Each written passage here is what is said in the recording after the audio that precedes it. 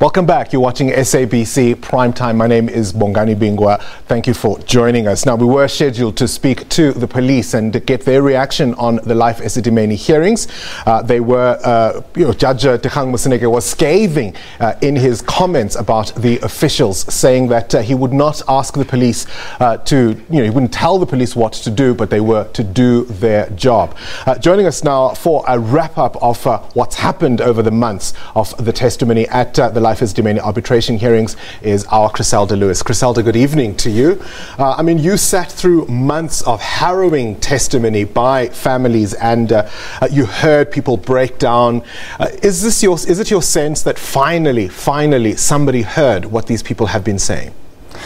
I think through the months, Bongani, for the very first time, the families were hoping to get some kind of explanation about how this deadly transfer project went so wrong.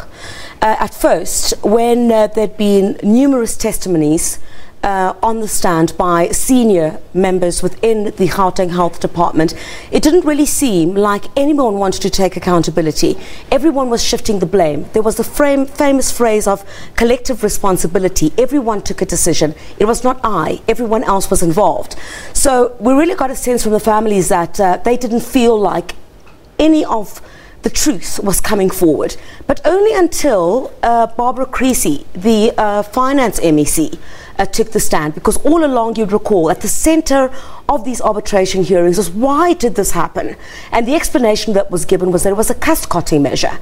And then came Barbara Creasy to derail all of that and simply say, in fact, you had the department that was being given more money time and time again, but that was being mismanaged. Talk to me about some of the emotional part or aspects of what we heard during the marathon hearings. A number of people have said that this ranks up there with Marikana as a tragedy in post-democratic South Africa.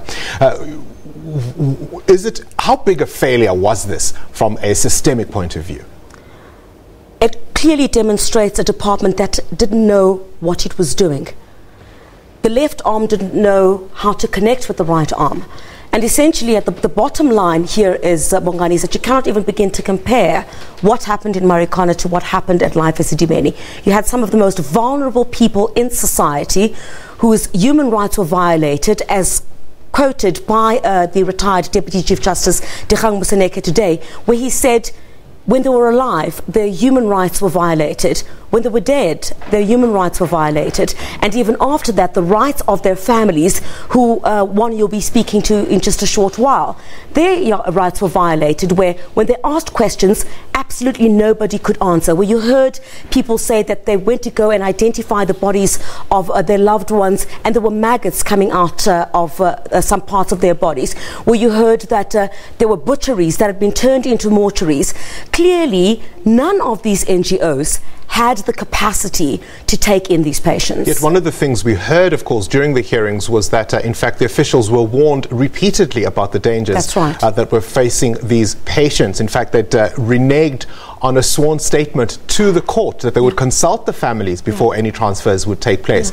And so today we're hearing Justice Moseneke talking about fabricated evidence. He couldn't have been stronger as far as the political principles were concerned and the officials. He couldn't have been more scathing, because the families, much prior to this transfer process, they begged the former health MEC, Chrisleda Lewis, together with the other senior executives, not to go ahead with this project. You had senior people who'd done research on this and found that this would be a disaster. But none of that was taken into account. And you simply had officials who decided to carry out this project.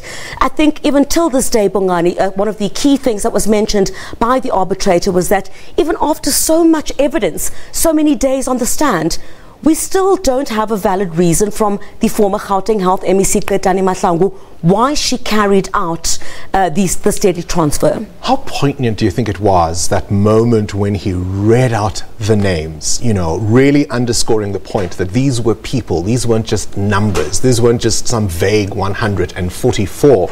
And also his insistence that people like Manamela, people like Sibelano must be reported to their various professional bodies for their conduct.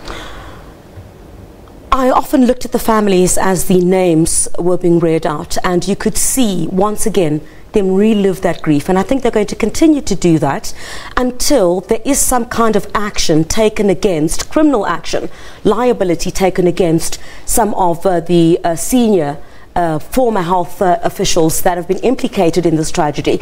And I think Bongani, when he read those names out, you could see that he was really once again trying to remember or to remind South Africans that this is a tragedy of massive proportions that took place, and we should never forget what happened, and perhaps that would serve as a deterrent to others, for this never to happen again. And I think, Bongani, at the end of the day, the sense that we get from the families right now is that justice is never going to be served unless someone goes behind bars.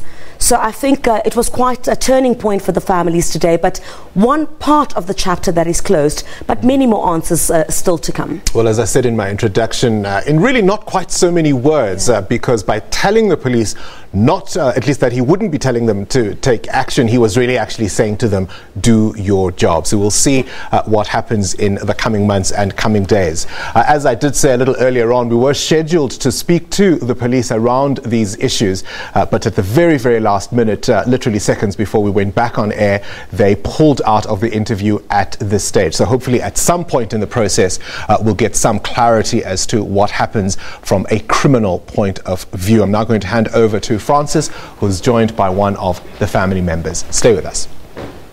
Indeed, Bongani, we're joined by Chrisleda